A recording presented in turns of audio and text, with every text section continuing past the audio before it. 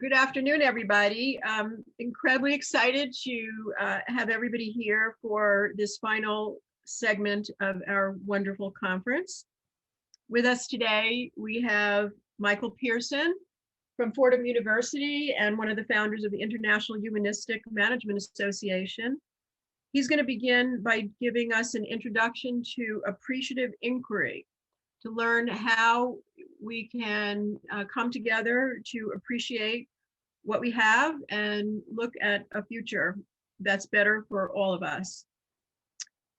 He's going to be breaking us up into breakout sessions where all of the students and other people on this call will be talking about co-creating responsible business schools for a better world and doing a student appreciative inquiry dialogue session. Following that, we will be having report outs from each of those groups by the students. After that, we're going to have closing remarks for the conference from President Jonathan Holloway from Rutgers University. And a thank you from me to the entire team and all the amazing people that helped create this incredible experience for the last 4 days. So I'm going to turn it over to Michael. Thank you, Gina, and thank you, Joel, and thank you, Mike, and everybody at the team or at Rutgers and the partners who put this amazing conference together. You all heard the talk just before by Daniel Dart, and it's kind of inspiring. And I think one of the things he said, you start where you are, you figure out where you want to go, and then you potentially decide how do you get there. And you're not necessarily going to take the easy journey, but you're going to try to find a way to get to where you want to be, right? If you remember the analogy of the airport. So this is a little bit our airport here, this conference and this session. I'm going to share quickly my slides around what I think the main elements of the next session will be. So, can you see that? So I was asked to help facilitate a co-creation effort of us all together here for modern business school education. And transforming business education and practice, that's the whole theme, of course. And the main goal here would be to advance and accelerate replicable educational models that can help achieve the UN SDGs by 2030. So what if our destination is that the UN SDGs are fulfilled in 2030? That is the future fulfilled, that is the destination. We're now at the airport, so to speak, and we can figure out how to get there. One of the routes or ways of getting us there is called appreciative inquiry. It's a way of organizational design and organizational development that allows for people in general, in very short time, to understand how they can find that route to that future fulfilled. And there are there are 4 phases in that we're all going to go through, and that our facilitators will help with in the process. And it's the 4D journey, so to speak. And it starts with the discovery phase. And what is it that already exists that we can draw on? What is the best that we have? And that's the appreciative part. Typically, most of us focus on what's deficient, what's not working, and then get mired into that kind of thinking. This really is a shift in mindset and looks at what gives life. What is generative to you right now, wherever you are in the programs that you're part of? And then what is the dream orientation, the dream journey, and how can you see and specify what that would look like, that future fulfilled? And then you go into the 3rd phase and you design based on what you have and where you want to be, how you get there. And this is the design phase, the co-construction phase. And then ultimately you go to the deployment phase. You'll see, okay, how specifically, tactically you can implement actions to get to this future fulfilled by 2030. Okay, I have a short video lined up that will give a little bit more context around the method, and all the facilitators have gone through some training to help us, but I'd really encourage everybody here to just think about that, and if you wanted to already, take some notes in terms of each of the phases, just to get into that thinking mode. And Gina, are we able to share the video? Yes, Max is going to show it. Max? All right.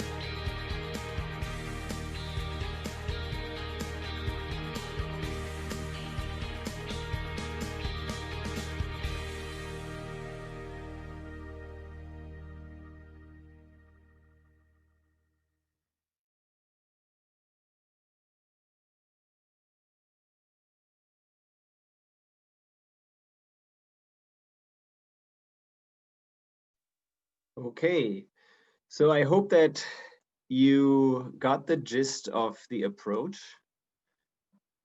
and you see the upcoming workshop as an invitation to really co-create solutions that will move business education forward to help us all to achieve the 2030 US SDG agenda, a UN SDG agenda. Are there any questions right now?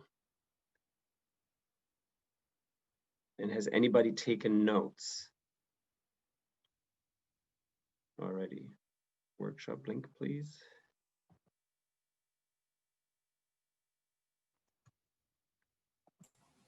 We're going to be doing breakouts in this group. We're not going to another room. We're going to stay in this room A, and we're going to be setting up, Joel's going to be setting up breakouts. So you don't need to leave to do that.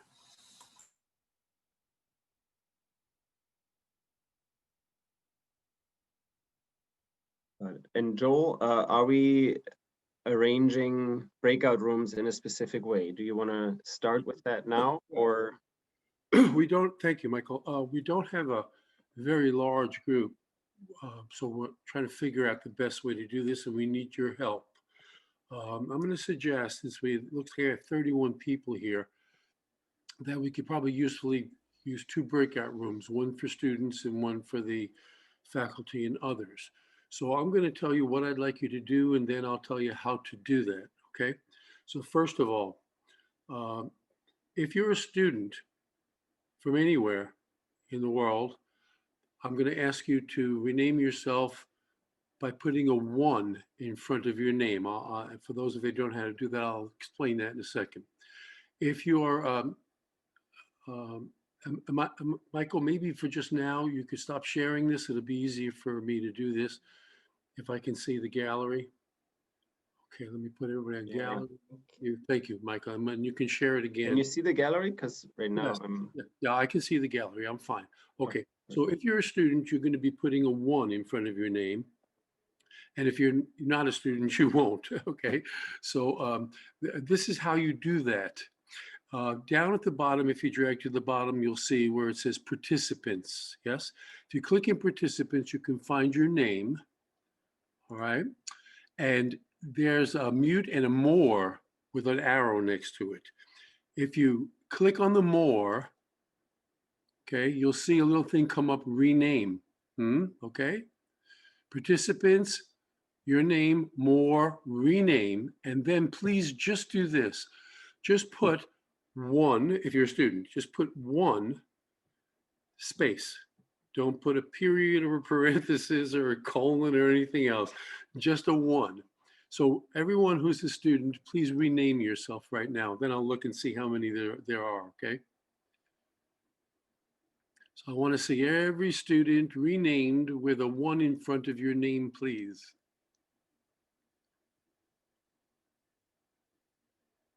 So just to be clear, you still want them to include their name, just a 1 space and then their name. Yeah, exactly. Okay. Exactly. So exactly. So there's 1 that says Annalise Dyer, 1 says Jamila. I'm just looking down, and 1 for Carlos is in front. And There are just 5. What? Only 5. 5. Okay, and a couple of you. All right. So what I'm gonna do, and several of you were trained or said you were willing to be facilitators, okay? So I'm going to, first step, I'm gonna go get the students in the breakout room so you can start your conversation. Then I'll come back with you all and we can figure out if we want to break the rest of us up into 2 groups instead of 1 big one, okay? Michael, you can help with that, but let's just see what happens now, okay? So I'm gonna go to breakout rooms. Let's see. Well, actually, let me ask you that now. So there's only 5, 1, 2, 3, 4, 5, just 5 who are students. Okay, I see. So a suggestion on how we could divide the rest of us into 2 rooms. Any logical way to do that, or? Why not blend the groups with multi-stakeholder? So put the students in there too? Yeah, maybe mix it up.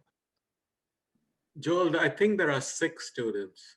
There's Annalise, Jamila, Jason, Kathleen, Carlos, and Lily. That would leave 22 non-students if we put them in 1 group. So that's one approach. I appreciate your patience, everyone. We just want to figure out best way to do this. So if we were to put the students in one and break the others into two different groups, and I can probably just do that randomly, then that's one way to do it. Another approach, Michael, you're suggesting is to just make, let's say, 3 breakout groups or something like that, right? Yeah, and Well, I think randomize them. Linda suggests. Go Jim? ahead. No, I was just going to say maybe 3 randomized groups with multi-stakeholders and spread the students out between the different groups. Yeah, or Linda suggests 5 or 6 per group would be good, so that everybody gets the time to speak. So if you do 3 or 4 groups, that probably works, and then we have.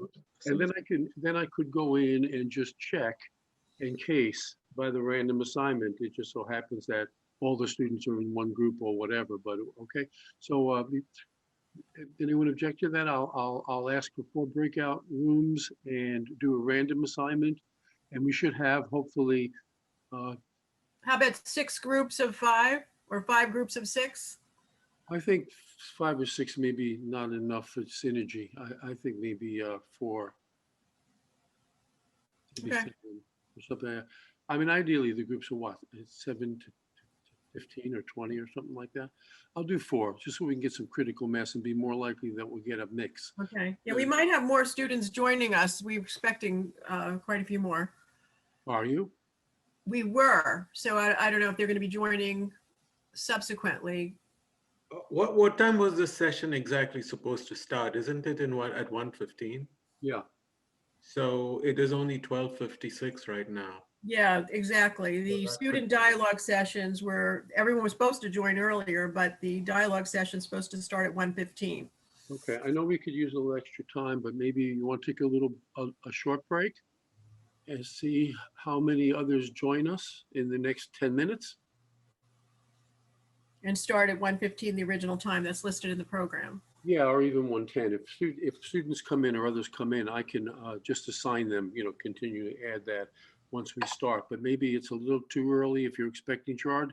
You said you had some students, for example, that you. No, they attended the Daniel Dodd session, and a couple of them have stayed now for this one. The requirement was that they attend that session. There was no requirement to attend these, so this was voluntary. So I don't know if they will or will not come back. What's your hunch? You think we'll get if we get a few people coming in? Some of them might. Yeah, I can monitor that and just assign them to the groups. Hopefully early enough so that they can get in the flow of the conversation. Lily and Carlos are from my class here. Yeah. Okay. Shout out to you two guys. And Lily's from Being here. Lily here is from my class, so if she's still here. Yeah. Hi. Yep. Yeah, you are. Okay. So I guess we'll just send them up and use the extra time for the conversation, and I'll just add any people that come in later. Okay, to one of the rooms. All right. So I'll go to the breakout rooms. Got 4. Sign automatically.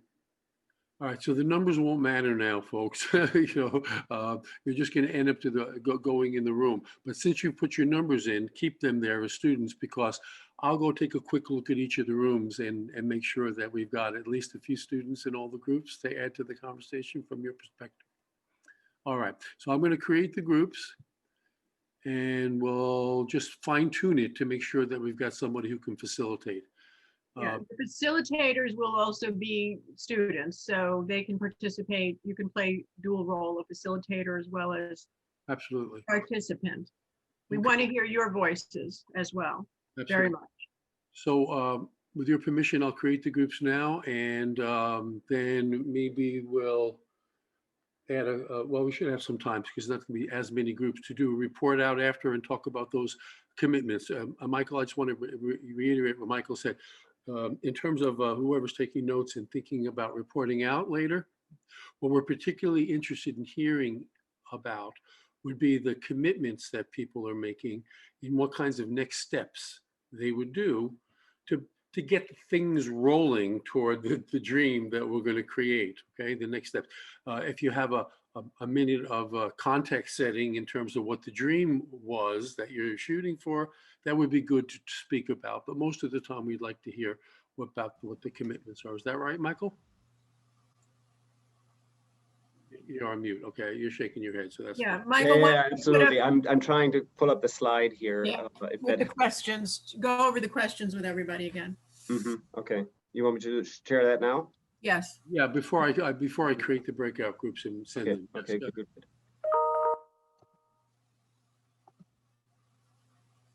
All right, so these questions I think all of the facilitators have, but just so that you are clear, we have these 4 phases. The overarching guiding question is, what should business school education look like now if we were to achieve the Sustainable Development Goals in 2030?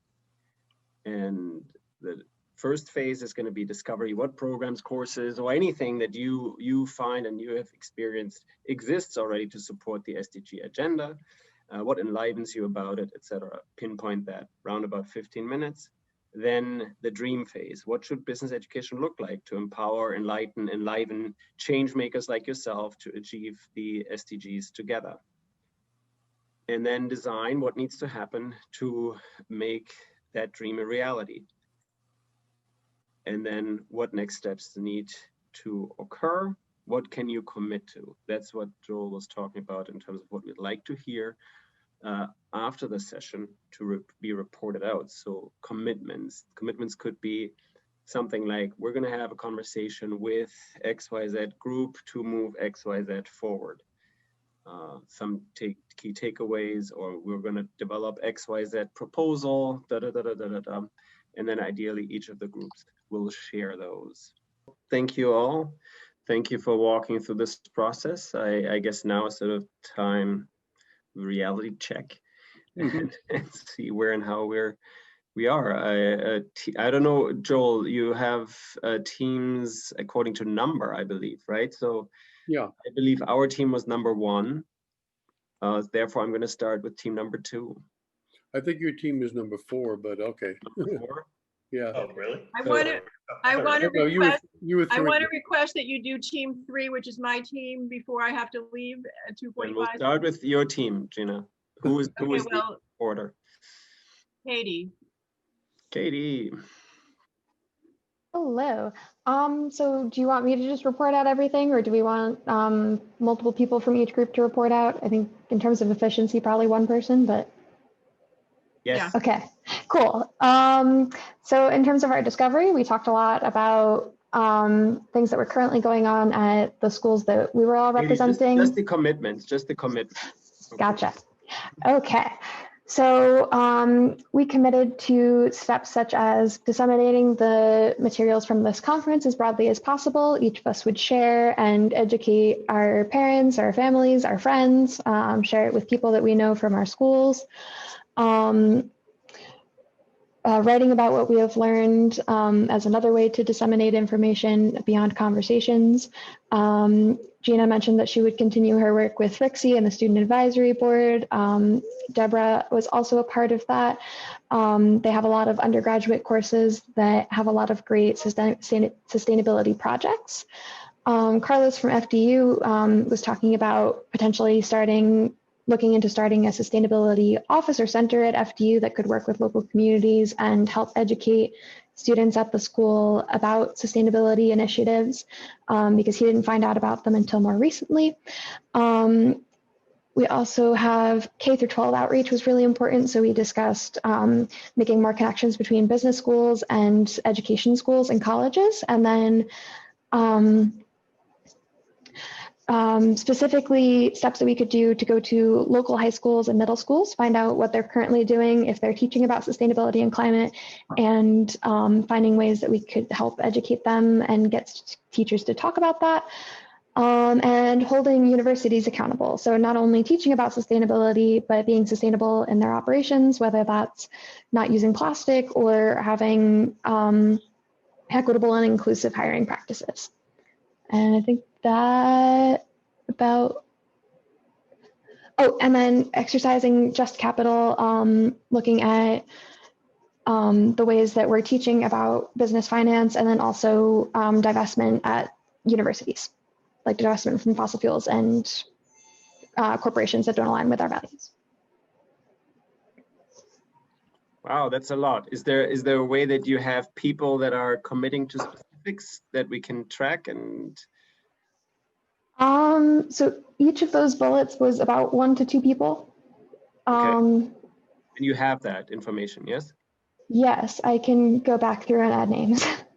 Yeah, That'd be great. That'd be great because Michael, may I make a request before we move on?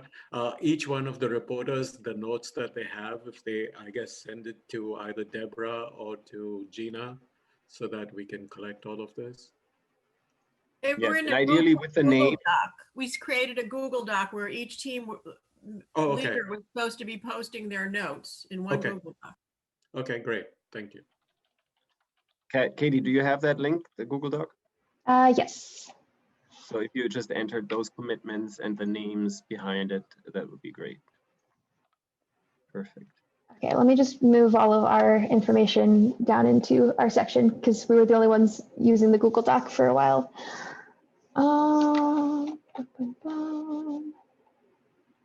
Great. Anybody of team 3, so to speak, team Gina and Katie, that wants to add something specific before we move to the next group? You know, Michael, I have a request too. I would love to hear, if it didn't, take too long, at least a short capsule of what the dream looked like for the business school. I think I'd be able to put the actions a little bit more in context. Great. Okay, we do have the time, I believe. So, Katie, are you able to share the dream powerfully with the rest of us? I will try to do it justice as I'm copying and pasting various items. Right. All right, so the dream. Well, we talked about how the large dream would obviously be having the UN SDGs implemented by 2030. But in terms of the dream for the business school, it would be one with more project-based opportunities, sustainability incorporated into every class, helping students find their role and their mission and how they can contribute to sustainability, educating younger folks in high school and middle school so that people aren't getting to college and suddenly realizing sustainability and the UN SDGs exist. And from there, younger kids then educate their parents, and we would more broadly have support for the UN SDGs and making sustainability part of the core curriculum, redesigning our financial systems to make sustainability central to how we do business and how we teach about business and how universities operate. So whether that's a legal framework or something that we're doing in our educational system to change that, and making sure that our universities are walking the talk on equity and inclusion as well as environmental sustainability. So that would be the dream. Now I understand a little better how those commitments take some steps forward. Thank you. No problem. Very powerful. Great job, Katie. Great job. Very I powerful. always love being the guinea pig. Very powerful dream. Yeah. Thank you, and thank you to my group. And there's something to it in our social nature that just by sharing that dream can give us more power. So thank you, Joel, for reminding us. Maybe we want to do that with the next group as well. So who is the next group, number 4? Joel, do you have an overview? Who's in that? You're muted. I was flitting around in the background trying to, hang back to make sure I could get students in. And I did pop into 1 or 2, but I don't have the list anymore. Let's see. The last group had, I believe, Gerard and Christine and I think not Jamila. Jamila was our facilitator. Okay, That's Jamila. right. Over to you, Jamila. The dream. So our dream surrounded kind of looking at what we're teaching towards and kind of teaching towards the future instead of kind of redoing the same thing that we've done for the past 20 or 30 years. Having students and teachers work together so there's no division between the teacher and the student, so everyone learns from each other and people are engaged. Kind of having a systems thinking foundation and having sustainability embedded in every course. And kind of the feeling that sustainability has to be part of everything that we do. And so if we go through what our commitments were, our general overall commitment was everyone in our group committed to living and advocating for sustainability, right? So that was our overall, everyone committed to that. We had commitments that were starting to compost, joining student advisory boards, sharing what we've learned with people and helping people understand the now, and that the future we want can only happen if we focus on what we do now. Continuing the conversations on how we all can take part in sustainability. Promoting things like Meatless Monday and having people understand the impact that that could have on our agriculture. Someone committed to giving up meat 1 day a week. Having everyone in their program listen to Daniel Dart's keynote once the recording was up, and then to continue faculty discussions on how to integrate sustainability into all courses in the business school.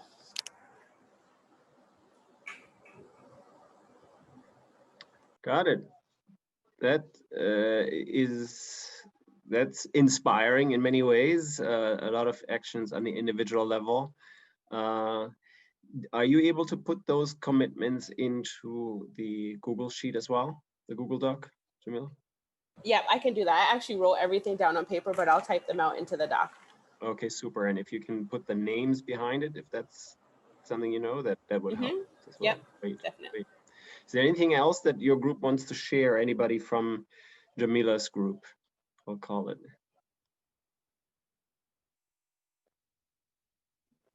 I think Jamila did a great job of covering everything that we talked about. So thank you. Okay, great. Wonderful. Team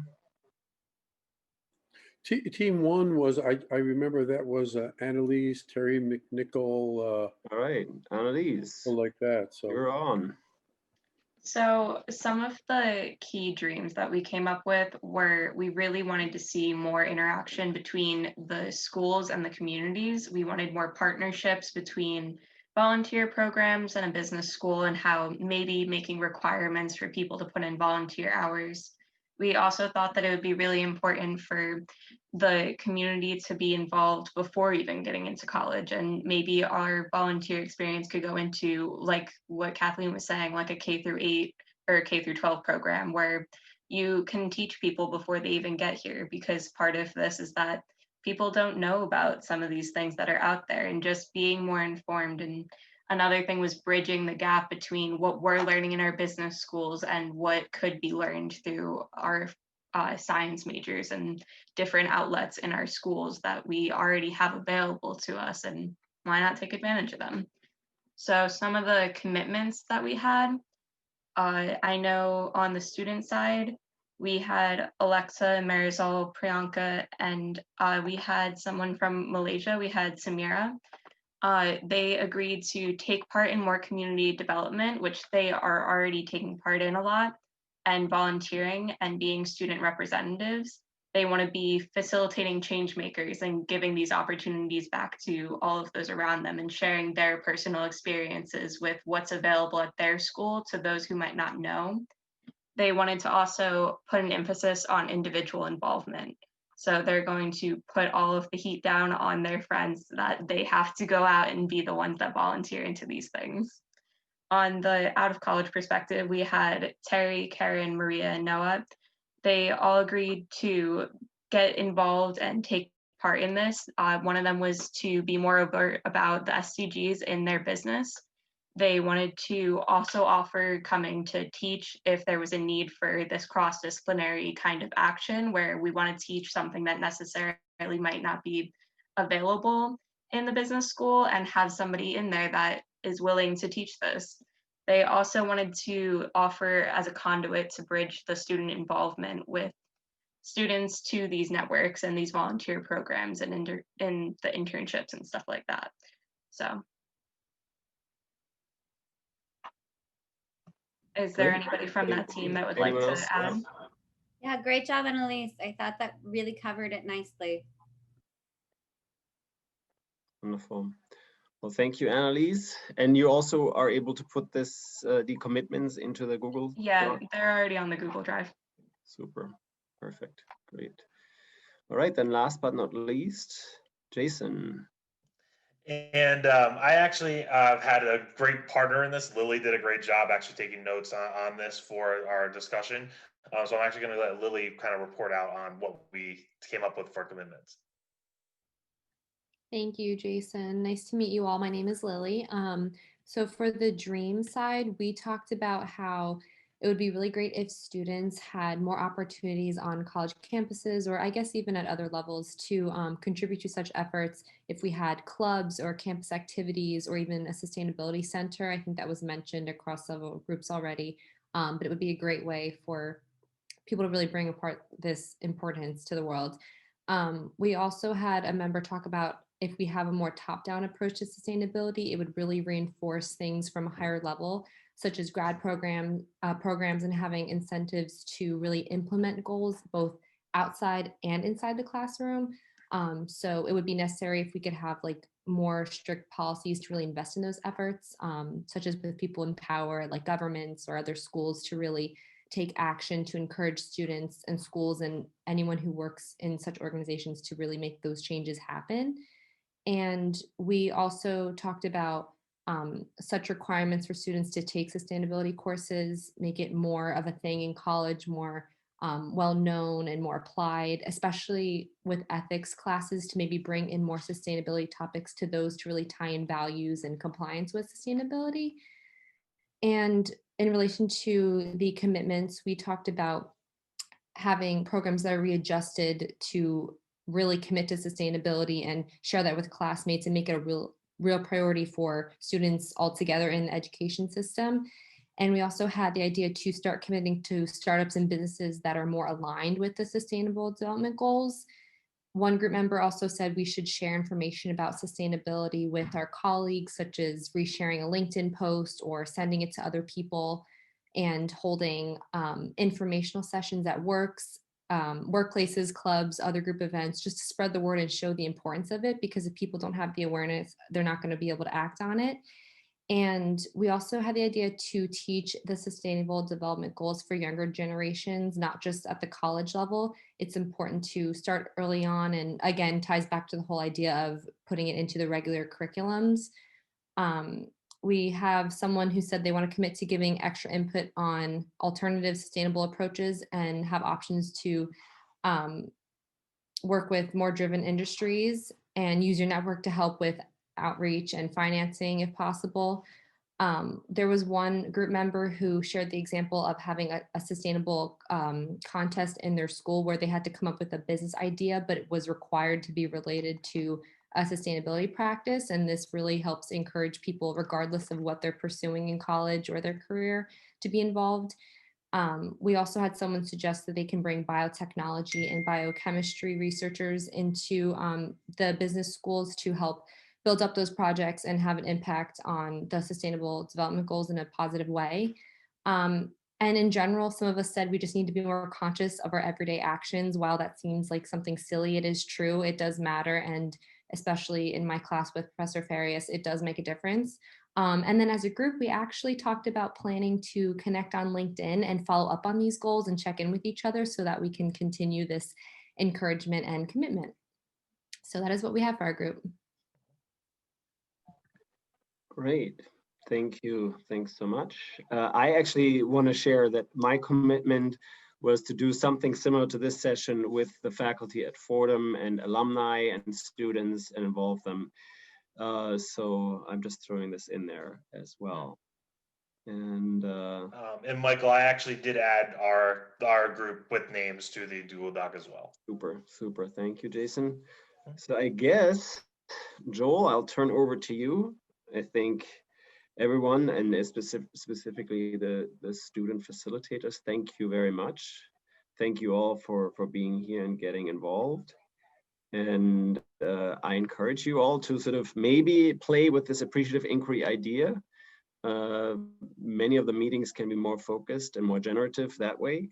So I thank everyone for participating and playing. Joel. Yeah, and appreciating you, Michael, for introducing us to this and kicking that kind of conversation off. It's really just a taste. Think about the power of, back in our institutions, bringing together faculty and administrators, people from the communities that we serve, students, and having this conversation for a whole day, in the different phases and what that could bring about. I think that's the vision, Michael, right? Bringing all the stakeholders into the room so you don't have to talk about one doing something on another or reaching out, but rather have that conversation real time where people could really come out with actions and have a set of people. When you're talking about that, one of the groups with the community development stuff, if they were people in the community, from the community in the room, and people from the college or the university in the room, they could actually talk about commitments to actions jointly that they could follow up on. And I think that's something we so much need to happen in this kind of interdisciplinary, multi-stakeholder space, don't you? So thank you very much, Michael, for the taste of this. And even as a taste, I was quite impressed with the quality of the conversations and the range of commitment that people made. Each of those things, not each of those things collectively, strike me as making a difference when they all start to happen. Lily, did you want to say something? Did I see your hand raised, Lily? Oh no, I was just clapping. I was Oh, applauding. that was a clap? I thought that was a hand raised. Thanks. I Sorry. have a lot to learn about picking up on the, the Zoom signals. Anyway, so a great job, everyone. Appreciate Joe, Yeah. I just had an idea and I thought, why don't I try it out right here? Sure. We're all on this, on a session like, sorry, this right now. I was just wondering, what if we just choose to meet once a month? Anybody who wants to, we set up a time, we can meet on Zoom. There are very low barriers to entry to organizing something like this. And we just come by and share stuff and report back on what's happening and how we're doing things, experiences. Do I hear a commitment from you, Gerard, to sort of initiate that? Sure, I would do that. I think it would be fun, and I think it'd be really great for all of us to actually do that. I would love to hear people check in and report on what kind of progress is being made, or the frustrations with progress that's not being made, and reach out to others for support and help. Because that's the only way these things are going to happen. They're always going to bump up against stuff. And there are usually people in the community, if you build one, who will say, I had exactly that same thing. Here's an idea you could try out, or what can I do to help you? So that would really be neat. I think and Andy has his hand up. Yeah, Andy. Oh, hi. Yeah, I'm so sorry. Yeah, here's also something that with this as an international student, I think it's so important to also bring this to a global level as well. As we know that a lot of schools, like let's say NYU, whatnot, they have departments like in Shanghai or whatnot. And as we know, a lot of other nations aren't really aware of SDG, and they may not know like how important it is and how to execute it like effectively. And I think I'm trying to say this modestly, but like people like me, intercultural people, I mean, I would really love to just share these viewpoints with them and help them to really understand that it's not only about earning money and all that. It's really this SDG is really going to help different countries to really better understand and collaborate with each other, as well as making a more a more friendly natural environment, I would say.